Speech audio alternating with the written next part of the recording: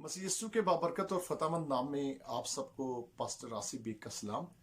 मैं खुदा की शुक्रगुजारी करता हूँ। मेरा दिल खुदा की शुक्रगुजारी से भरा है कि खुदा पाप ने आज फिर हमारी जिंदगी में ये दिन बख्शा कि हम खुदा के नाम को जलाल दे सके।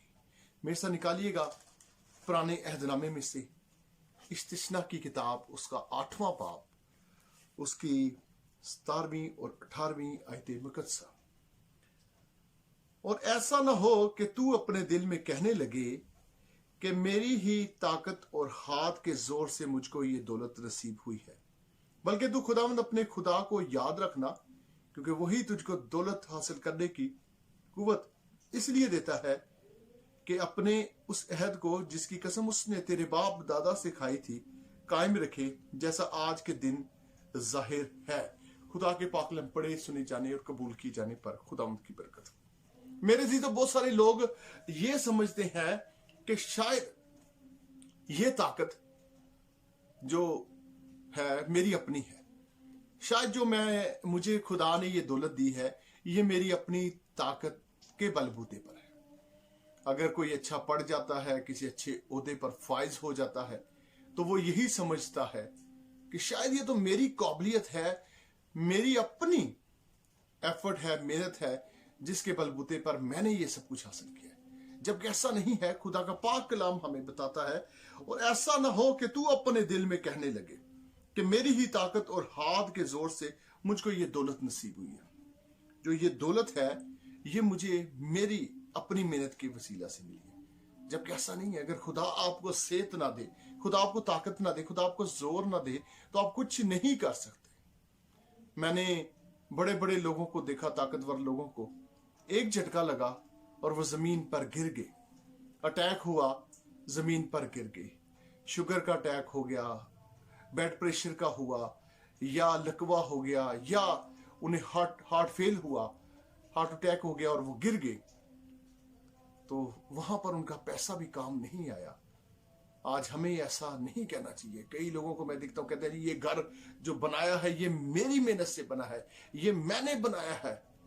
और मुझे याद है कि मुझे किसी शख्स ने बताया कि जब पिंडी के अंदर 2005 में सैलाब आया, तो उस वक्त एक आदमी नाला लई के पास जिसका घर था, जब रेस्क्यू की फौज आई और फौजी हेलीकॉप्टर के जरिए लोगों को घरों से निकाल रही थी, क्योंकि नाला लई के करीब के घर सारे गिर रहे थे और वो सारे जमींदोज हो रहे थे।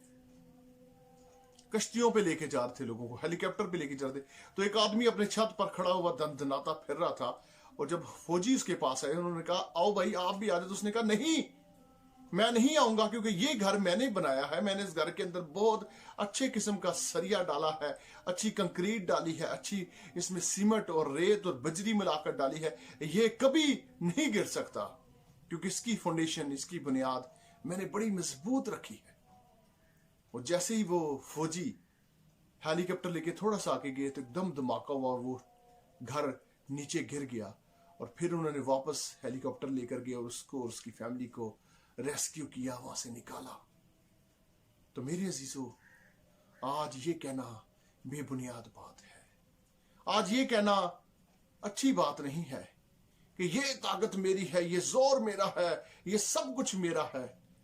हमारा कुछ नहीं है, ये सब कुछ मेरे और आपके खुदावंद का है। वो हमें जोर देता है। और यहां पे लिखा हो, और ऐसा ना हो कि तू अपने दिल में कहने लगे कि मेरी ही ताकत और हाथ के जोर से मुझको ये दौलत नसीब हुई है, बल्कि तू खुदावंद अपने खुदा को याद रखना। खुदावंद अपने खुदा को याद रखना। ये वो खुदा है जो बनी इसराइल को मिस्रियों की गुलामी से निकाल कर लेकर आया। जब मिस्री बुरी तरह गुनाह में, बदी में और गुलामी में जकड़े हुए थे, गुलाम थे, और खुदा ने मूसा के जरिए उनको उस गुलामी से रिहाई बख्शी, उनको वहां से निकाल कर लेकर आजाद मुल्क, आजाद उन्हें कर दिया, और वो हर एक गुलामी के जुए से आजाद हो गए। आज हमें इस चीज को याद रखने की जरूरत है कि उसने हमारे बाप दादा से जो कसम खाई थी उसको उसने पूरा किया। वो सच्चा खुदा है, वो झूठा खुदा नहीं, वो सच बोलता है। और वो सच को पसंद करता है।